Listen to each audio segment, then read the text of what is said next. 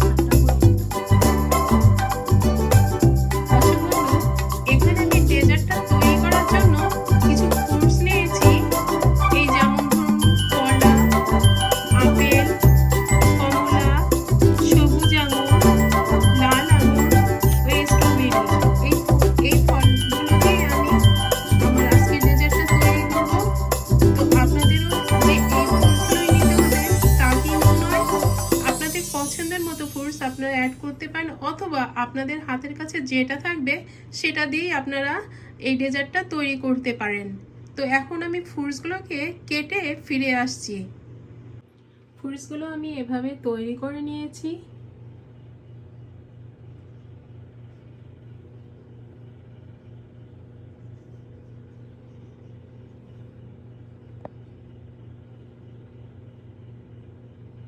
সাবুদানাগুলা দিয়ে দিচ্ছি।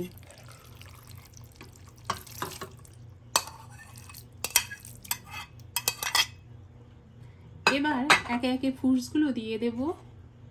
এখানে আমি আঙুরগুলো দিয়ে দিচ্ছি। এবার আপেলগুলো দিয়ে দিচ্ছি। এবার আমি লাল আঙুরগুলো দিয়ে দেব।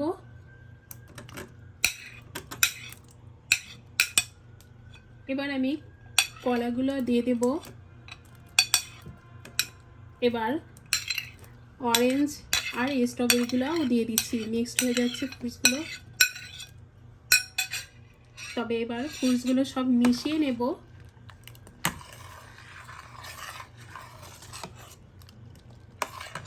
ফ্রুটসটাকে এখন খুব ভালোভাবে এই সাবুদানা আর এই দুধ, ঠান্ডা দুধের সাথে মিশিয়ে দিচ্ছি। তো আমার মেশানো হয়ে গিয়েছে। এখন আমি এক গ্লাসে তুলে এটা পরিবেশন করছি। সাবুদানার এই ডেজার্টটা গরমের দিনে শরীর মন সবই ঠান্ডা হয়ে যাবে এক চুমুকেই, আর টেস্টে তো তুলনাই নাই।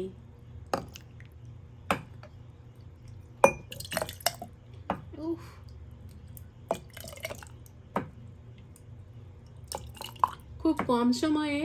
আর এই সাবুদানাটা তৈরি করতে খুব একটা মিষ্টি ব্যবহারও করা যায় না, যার জন্য সবাই খুব এনজয় করতে পারে। এবার আমি একটা স্পেশাল আইটেম দেখাবো আপনাদের। এটা বাংলাদেশ থেকে আসা বিখ্যাত বগুড়ার দই, যেটা আমাদের এখানে আমরা মাঝে মাঝে পেয়েই যাই। তো সেই দইটা আমি উপরে একটু দিয়ে দিচ্ছি।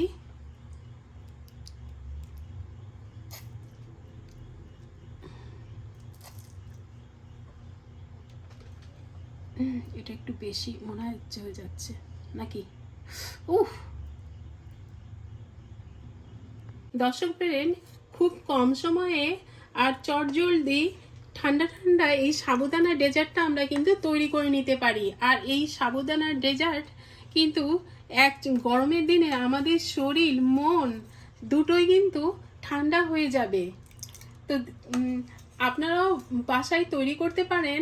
তো সকলে খুব ভালো থাকবেন, সুস্থ থাকবেন। দেখা হবে আমার অন্য রেসিপির সাথে। আজ এই পর্যন্ত, বাই।